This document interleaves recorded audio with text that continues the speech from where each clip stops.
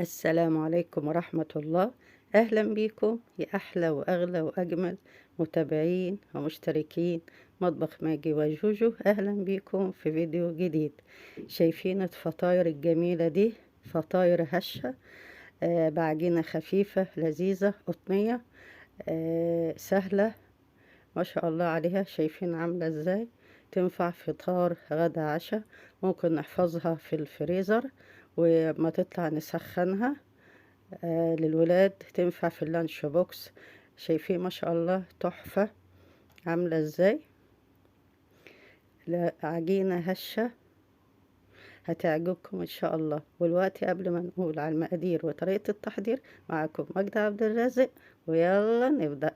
دول حوالي 4 كوبايات ونص دقيق، عليهم معلقة كبيرة ممسوحة خميرة، معلقة كبيرة سكر، نص معلقة ملح، معلقة صغيرة ملح، نص معلقة صغيرة ملح، نص معلقة صغيرة بيكنج باودر. هنقلب المقادير الجافة مع بعض. بعد كده ننزل بالمقادير السايلة، معلقتين زبادي، ربع كوباية زيت، ونقلب مع بعض. وبعد كده ننزل بكوباية مية دافية ونشوف العجينة. هنا لقيت العجينة محتاجة مية، حطيت حوالي ربع كوباية مية تانية. يعني ال4 كوبايات ونص دقيق أخدوا كوباية وربع مية. شايفين العجينة ناعمة وعاملة ازاي؟ وعاملة زي الأستك. عجينة بصراحة تحفة، تنفع لأي نوع من المعجنات. تمام.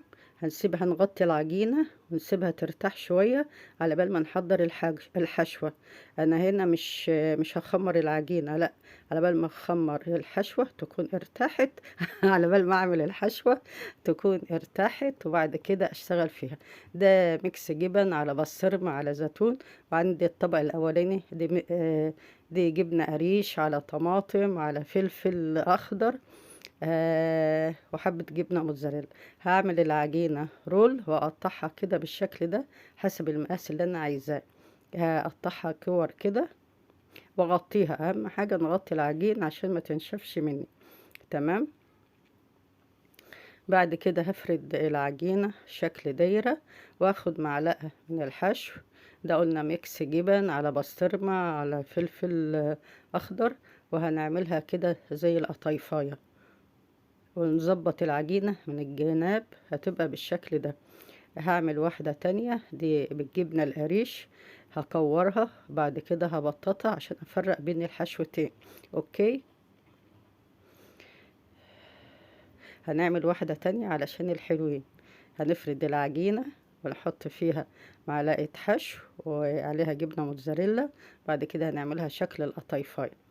واحدة كمان عشان الناس المعسلة، هنحط جبنة قريش ونكورها. بعد كده نبططها. واي حشو عندي ممكن تتحشي حادق وحلو، ممكن تتحشي مربى نوتيلا اي حاجة. بعد كده هجيب صينية او طاسة تيفال غير اللاصقة، احط فيها زيت، يا دوبك زيت ادهنها زيت كده، واحط الفطاير واقعد اقلبها من الجهتين عشان تتحمر. واهم حاجة اهدي النار عليها. شايفين ما شاء الله شكلها تحفة وريحتها واو، يمي يمي. فطاير لذيذة، جربوها هتعجبكم ان شاء الله. وبحاول برضو اقلبها على كل الجوانب علشان تستوي، وهي ما بتاخدش وقت في السوا. تمام. ده كان فيديو النهاردة، فيديو خفيف ظريف لذيذ، فطاير هشة لذيذة هتعجبكم. كنت معكم ماجدة عبد الرازق، مطبخ ماجي وجوجو. أسيبكم في رعاية الله وأمنه. مع السلامة.